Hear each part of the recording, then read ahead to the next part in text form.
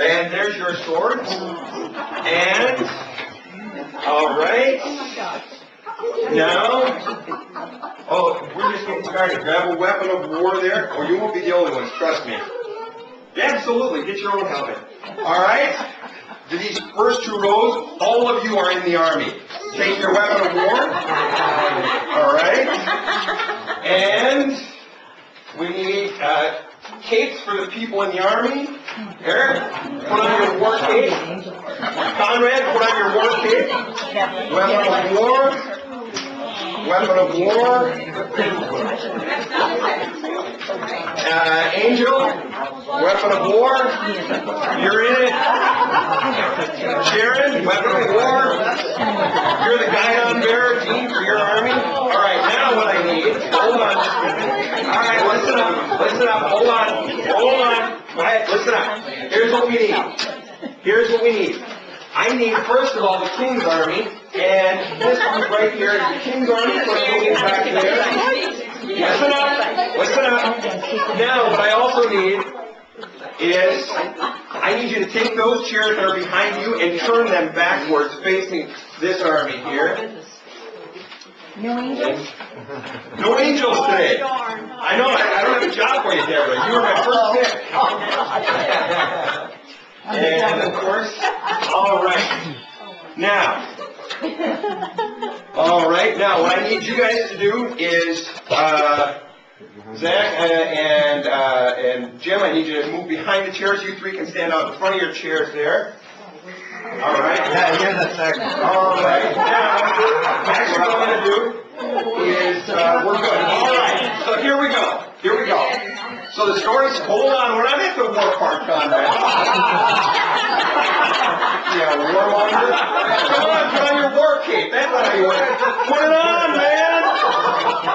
Prepare for war, young man. He's got his war cape on. All right. So you recall, the story starts with Balaam goes to the king. So what I'm going to ask you guys to do actually is move into this area, if you would. Move into this area. Balaam comes out to see the king. Going up? No, we're not fighting yet. No. We're not there yet. All right. Listen up. And the king says to Balaam, curse them. You say that? And Balaam says, no way. No way. All right. Well, the king's a little upset, but the king, come on. They looked at the army from a high spot. Come on down, Balaam. Non-union. And so once again, they look out at the Israelite army, and the king says, and Balaam says, no way. So they go to one more spot. And they look at the army. The king shows him the army from another spot and says, go ahead. And Balaam says, no way. And so the king says, get out of here. And so Balaam goes and sits on the back edge of the war on the ground in front of the door. Go, Balaam.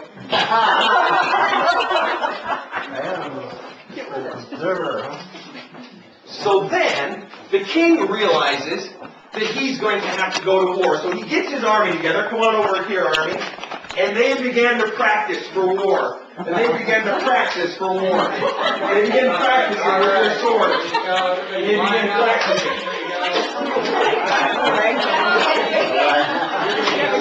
And the Israelites began practicing for war.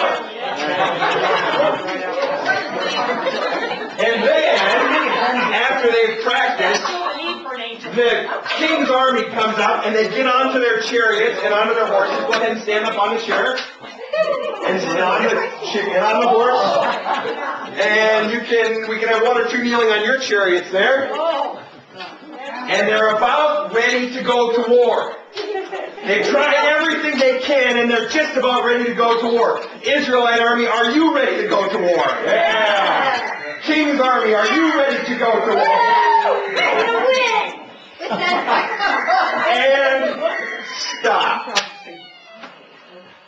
The story says, children, The story says that they had a big war.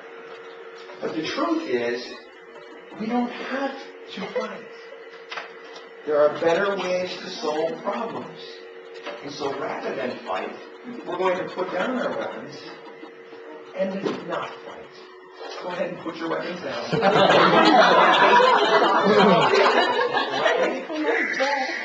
We're going to put down our weapons and not fight. And now we're going to sing that second verse of that song again. Do you remember how it goes? We'll open with the refrain. And it goes, "Oh, Balaam was a man of God, faithful from his youth. When God's voice was in his heart, he only spoke God's truth." Second verse. "The king had an army that ought to prepare for fight. But no, God gives us other ways to work to do what's right." And second verse again. "The king had an army, is prepared to fight.